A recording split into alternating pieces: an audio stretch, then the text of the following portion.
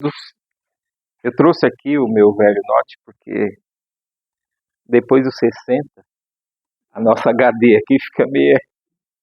Então eu tenho que ver alguns tópicos aqui, senão eu esqueço. Vou pôr aqui em cima da caixa de vibração, só para eu ir.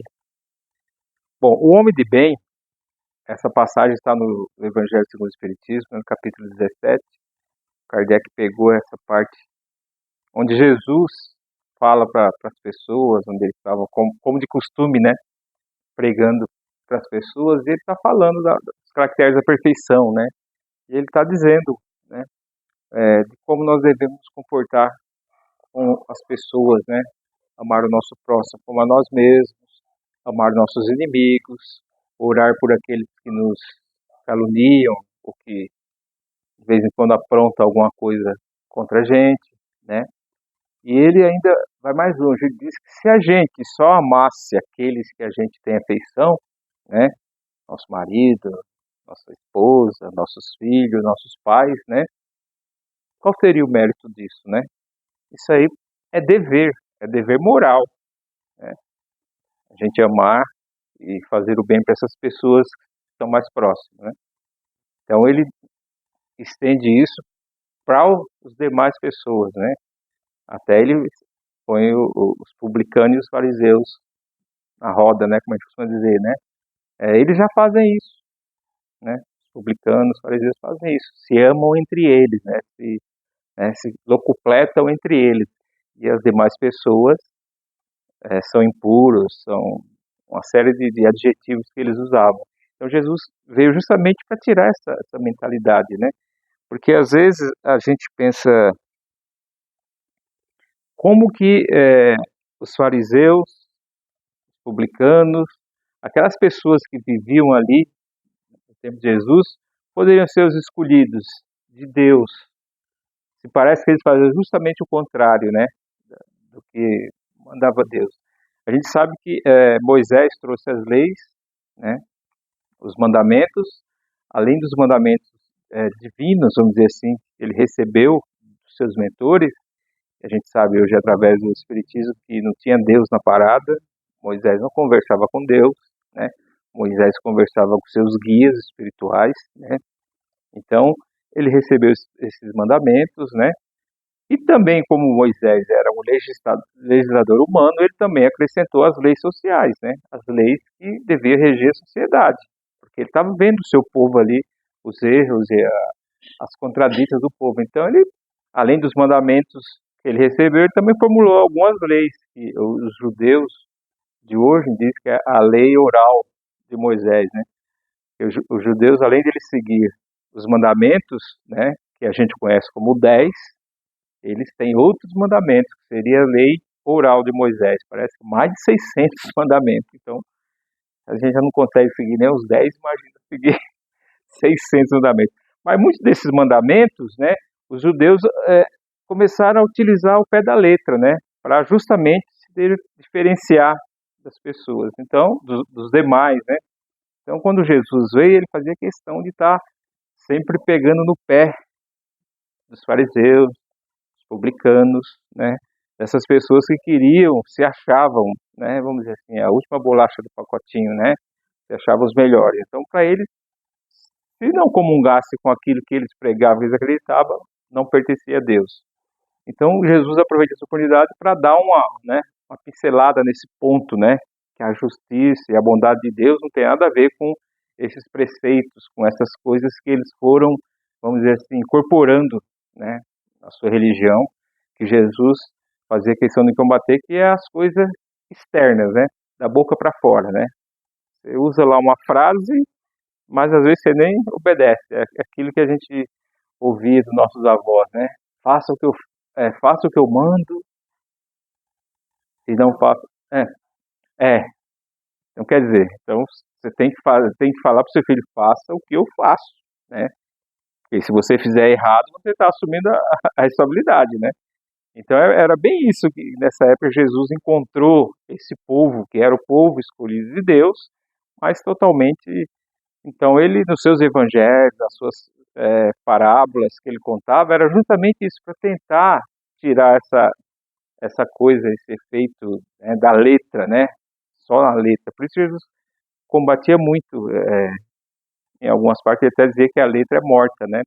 O que vale de fato, é o exemplo, o que vale de fato é o conteúdo que você apresenta.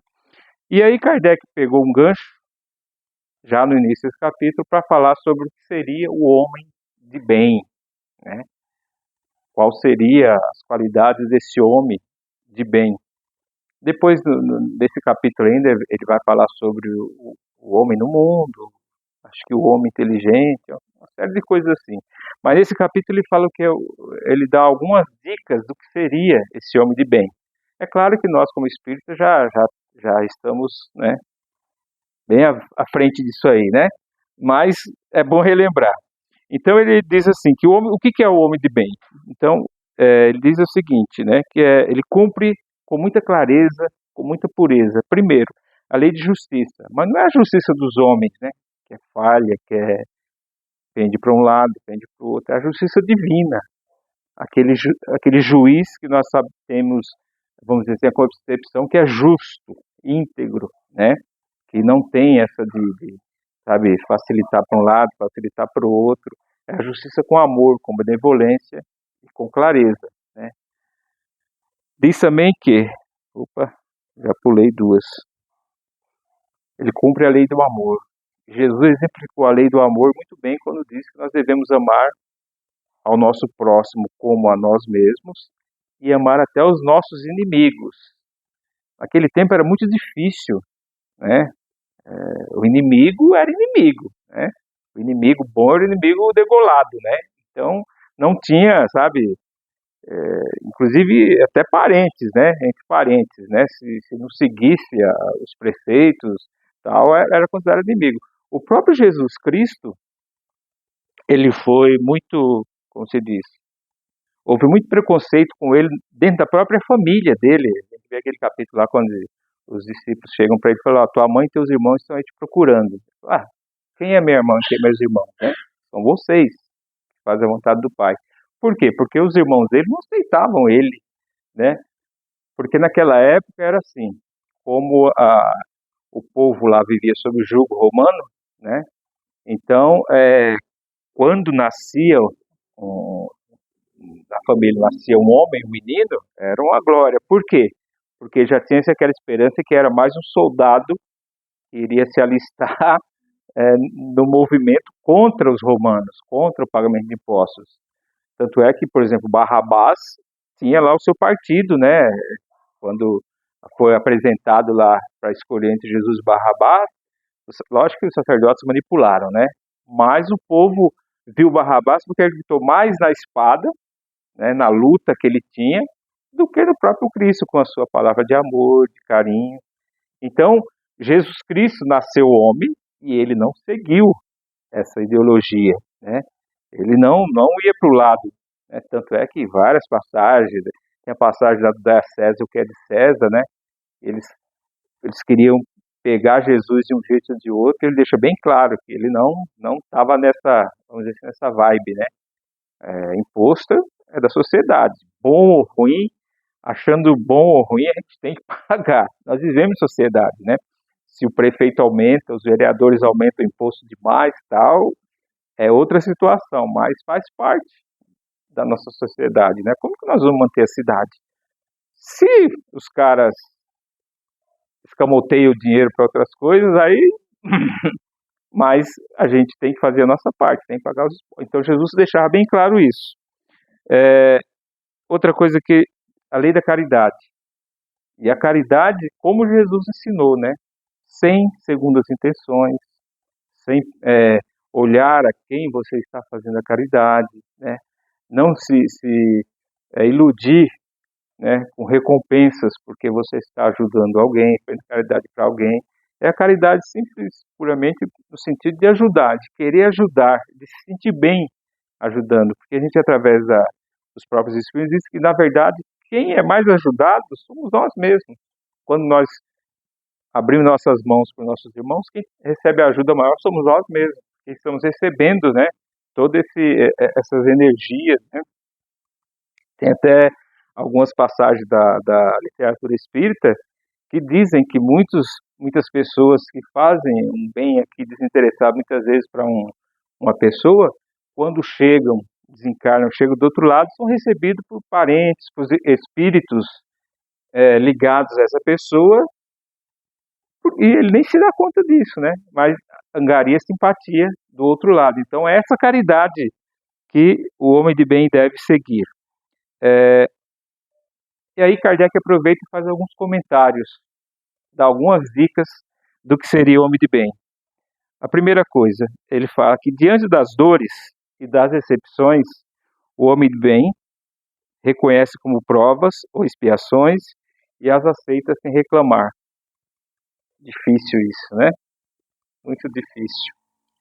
Normalmente, claro que a gente sabe que se você tem uma doença, se você está com um problema físico, ou você está com um problema até psicológico, sei lá, você tem que procurar ajuda realmente, né? Para que existe medicina? Para que as pessoas se formam, estudam? É para que a gente possa procurar ajuda. E devemos procurar ajuda. Mas, paralelamente a isso, é já aceitar, né? Porque nós sabemos que nada acontece por acaso, né? Como o próprio Jesus dizia, nem uma folha de uma árvore que cai passa despercebido dos olhos de Deus, né? Outra hora ele fala, até um fio de cabelo branco, Deus sabe, Deus está por dentro dessa jogada. Então, vamos tentar procurar todos os meios, mas saber, né? Principalmente nós que estamos dentro da doutrina espírita, nós sabemos agora da lei de ação e reação, sabemos que das muitas idas e vindas que nós temos como espíritos, e nessas idas e vindas, às vezes nós deixamos algumas lacunas, né, que às vezes precisam ser de novo, né, vamos dizer assim, completadas, né, e às vezes essas lacunas podem vir com uma doença, né, com dor, com uma série de situações, para que o nosso espírito consiga, né, se enquadrar nessa, vamos dizer assim, nessa situação de aceitar as coisas, não reclamar, não blasfemar. Nós vemos durante o Evangelho, nas curas que Jesus efetuou, normalmente as pessoas que receberam, vamos dizer assim, a cura, né, eram pessoas que estavam prontas, não eram pessoas que estavam reclamando, estavam blasfemando. Por exemplo, tem lá a passagem do milagre do cego, da piscina de Betsaida, né? Quando Jesus entrou lá na cidade, no sábado, que era o terror dos fariseus, era isso, que Jesus sempre aparecia lá na sinagoga no sábado, sempre ele fazia alguma cura no sábado. E eles detestavam isso, porque eles iam na lei do sábado não podia fazer nada, nem dar uma cuspida no chão, né? Então Jesus parece que fazia questão. Ele ia na sinagoga lá, sempre aos sábados, ia lá, sempre tinha alguém lá, tal, que recebia uma cura. Esse cego que estava lá, ele era cego, de nascença. Fazia 38 anos, né, que ele era cego. E ele estava lá deitado, lá na piscina. Porque eles acreditavam que nessa piscina, em determinados momentos, um anjo do Senhor descia e fazia se agitar as águas. Então, quem estivesse naquele momento ali e conseguisse pular dentro das águas nesse momento, recebia a cura, né? Mas esse cego, coitado, ele não enxergava. Como que ele ia ver que a água estava borbulhando, estava se mexendo? Então ele estava ali há 38 anos, deitadinho ali e tal.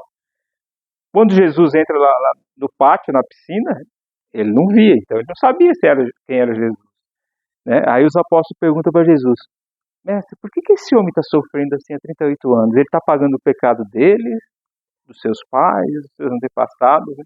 Aí Jesus diz assim, nenhum nem outro. Esse homem veio desse jeito para comprovar, né, a bondade de Deus, ser testemunho da bondade de Deus. Ou seja, a gente deduz o quê?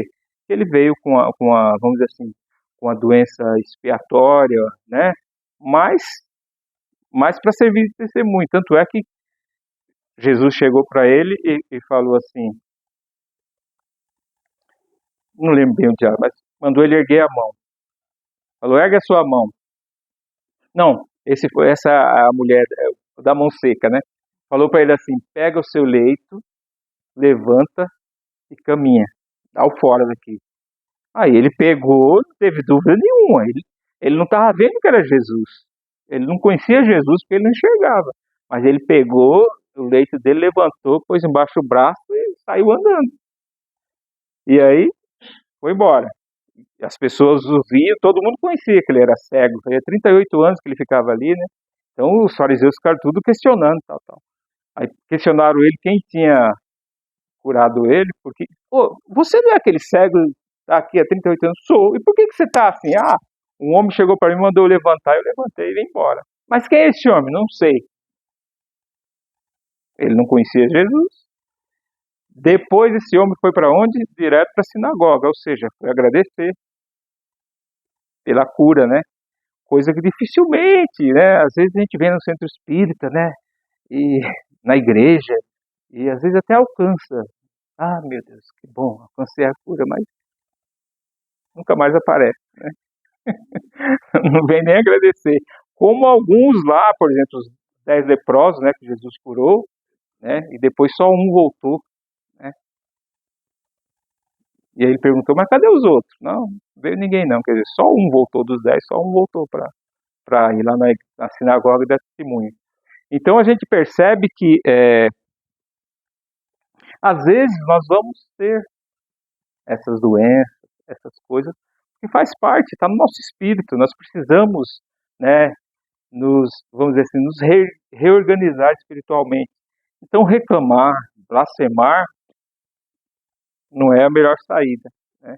Então o homem de bem é esse, ele tenta de todas as formas. Ah, tem um médico lá em São Paulo que ele é bom, vai lá. Ó, tem um médico lá, não sei onde, vai lá. Tem um cara ali que faz chá de erva que é batata. Vai atrás. Mas sabendo que se não melhorar, não adianta reclamar, né? Se conformar, que pode ser uma expiação, pode ser uma prova. Ah, mas sei lá, no plano espiritual pediu. Ah, eu quero testar a minha força espiritual, eu quero testar se eu já sou bom. Então agora eu vou voltar lá coxo. Quero voltar coxo, arrastando a perninha aqui. Aí chega aqui, começa a reclamar, começa a se lastimar, foi prova, né? Ou algumas vezes é expiação, né? Ou seja, é um débito que ele tem, é, e não é dizer assim, fez isso, então vai... Não existe isso dentro do espiritismo, né? A gente às vezes costuma... Isso aí era lá atrás, olho por olho, dente por dente, olho por olho, né? Existem situações, às vezes nós precisamos voltar aqui para enfrentar determinadas situações, para nos purificar, para nos evoluir um pouquinho mais, então a gente escolhe, ou os nossos amigos espirituais escolhem, falam, olha, acho que vai dar certo para você isso aí. Se você conseguir levar à frente, como nós temos livre-arbítrio, aí não sabemos onde vai dar, né? Outra coisa que ele nos fala do homem de bem, diante dos beneficiários, não espera recompensa, né? A gente tem que ajudar, fazer o possível, mas não esperar recompensa, né? Não esperar o cliquezinho para postar nas redes lá, olha, eu tô dando aqui, ó, tira foto aí, tô dando, né? Então, infelizmente está cheio hoje, né? Muita gente aí ajudando, dando dinheiro, vai em supermercado, paga a compra das pessoas, mas só no clique das redes sociais. Então, a gente tem que fazer isso, e é o que a gente faz na casa espírita, numa igreja, né? Algumas igrejas, é ajudar as pessoas sem... Você é da onde? Qual a sua religião?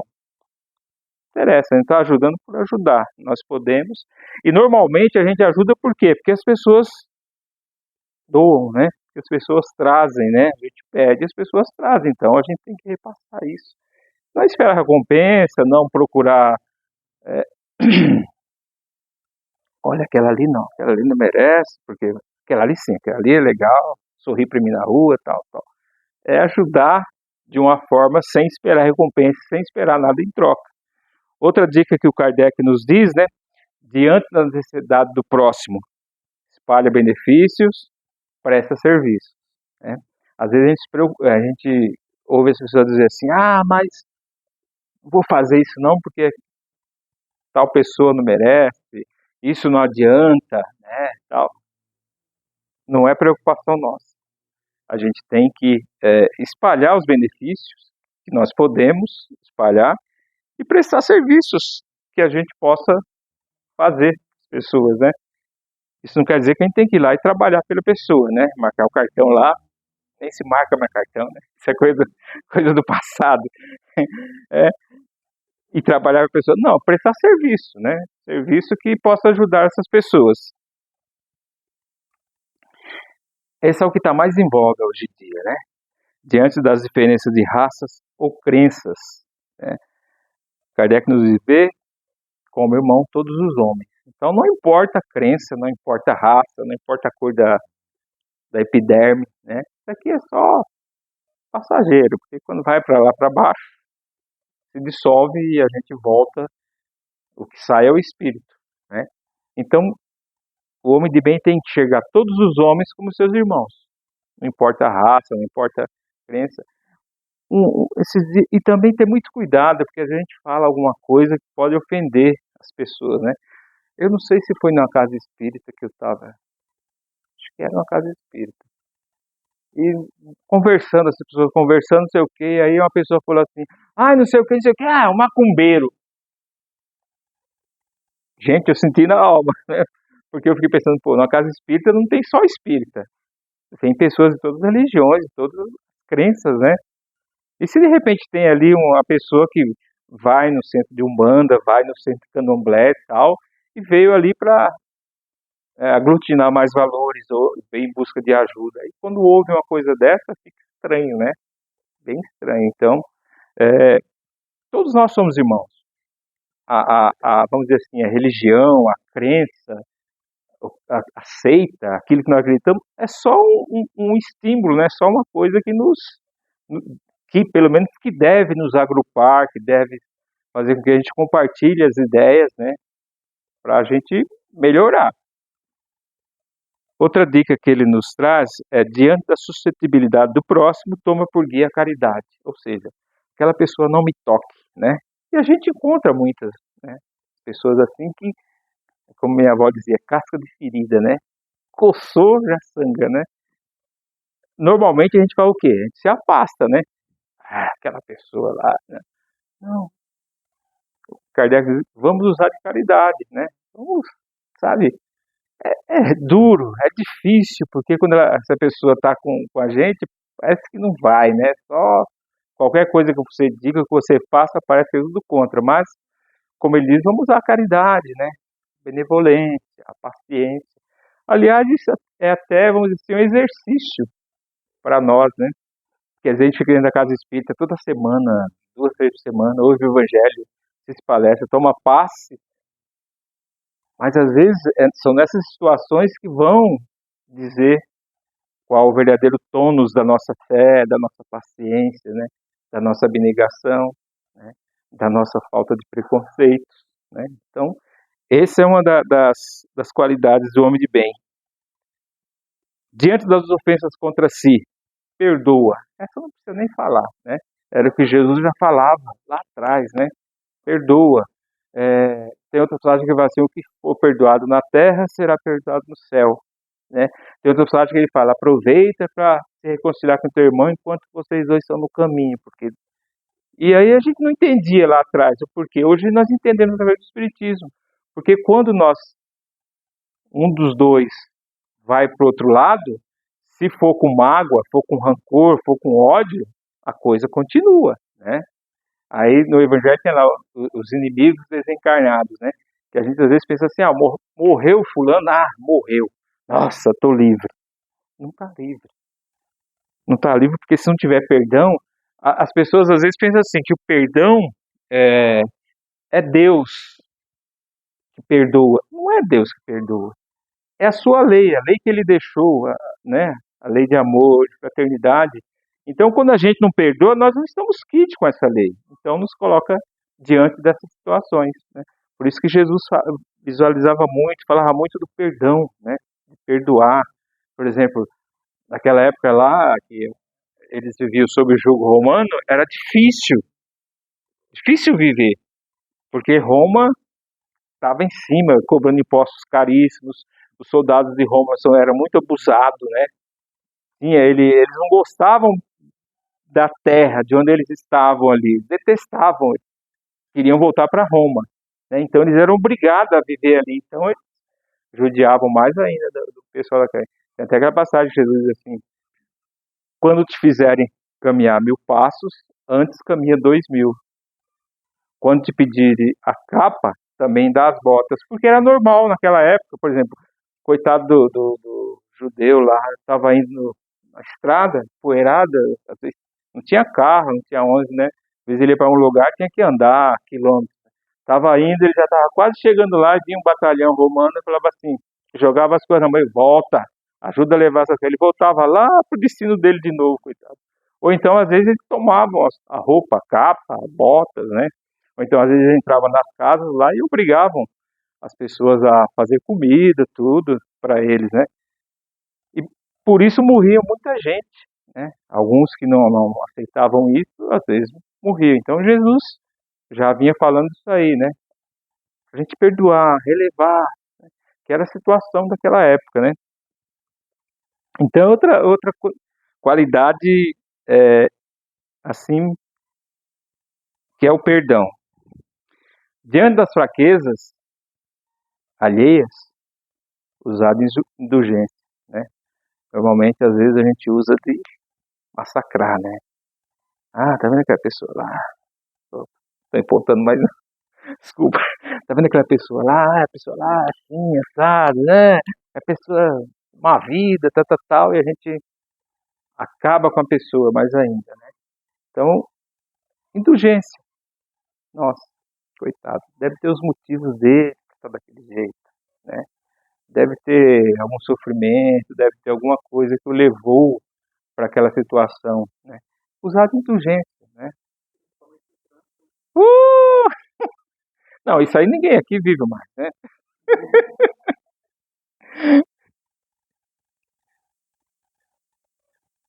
Diante dos efeitos alheios, procura não evidenciá-los. Normalmente é o que nós fazemos, nós gostamos de fazer, né? Olha, tá vendo? A pessoa lá, olha, ela é assim, assado, tal. Nossa, sério, nossa, é assim e tal. E a gente vai evidenciando, né? Então, silenciar, né? Mesmo porque todos nós temos nossos defeitos, né? Por isso Jesus falou assim que é mais fácil a gente ver um cisco no olho do nosso irmão do que um travessão no nosso, né? Tá até assim com aquela coisa no nosso olho, mas não enxerga, só enxerga o cisco no olho do outro, né? Porque nós temos defeitos, nós somos suscetíveis de erros ainda, né? Então, quando percebermos, nossa, olha, aquele irmão lá, não, é gente fina, tal, tá melhorando, tal, não evidenciar esses defeitos alheios, né? Outra coisa que ele nos diz, né, diante das próprias imperfeições, estudas e a combate, né? Até Santo Agostinho tem uma parte lá do Evangelho que ele fala, né? Todo dia, antes de deitar, cabecinha no travesseiro, né? Procurar fazer uma análise do que foi o seu dia, se eu não falei alguma coisa que pode ter prejudicado alguém, se o meu jeito de ser, talvez, mesmo eu achando que eu estou certo, mas outra pessoa não está incomodada, se eu não deixei de fazer alguma coisa, né? E procurar se comprometer de amanhã ser melhor do que fui hoje. Então é bem isso, né? Aqui na figura que vocês estão vendo, né? Ele está olhando aqui, orgulho. E do outro lado do espelho ele está dizendo humildade, seja humilde. Então, combater, né?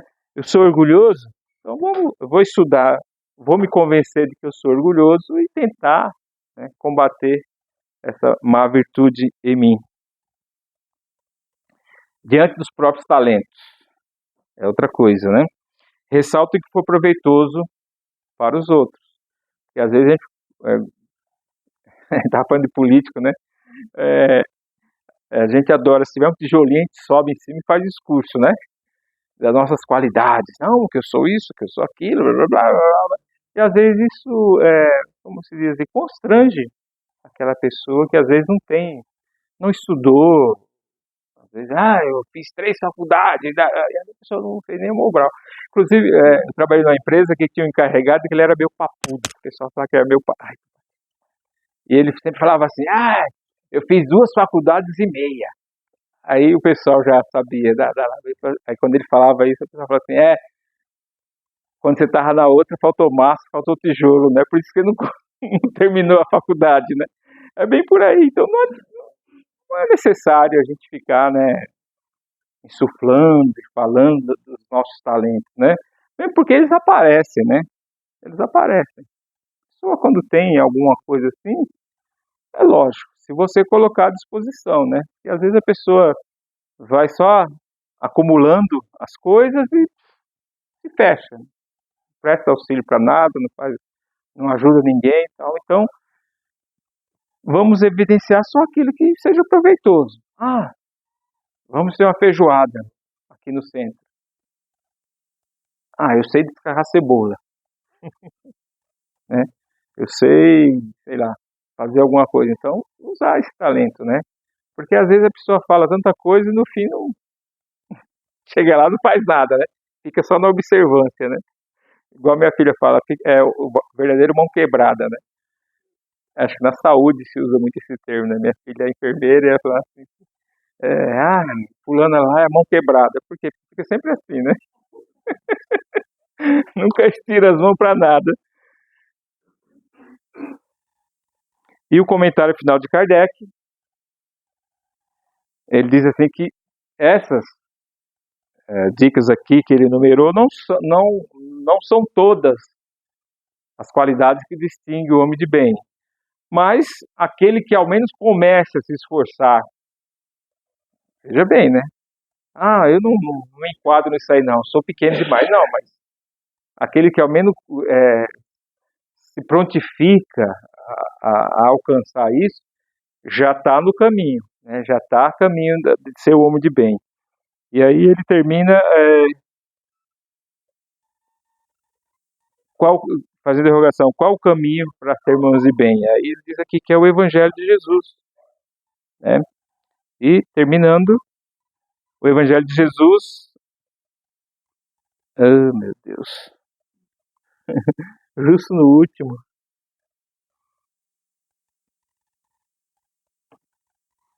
O Evangelho de Jesus é o nosso código de conduta universal baseado nas leis de Deus.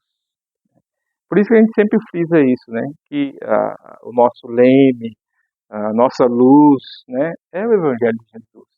E dentro do Espiritismo, mais ainda, porque os Espíritos dizem que a doutrina dos Espíritos é o Evangelho redivivo, né?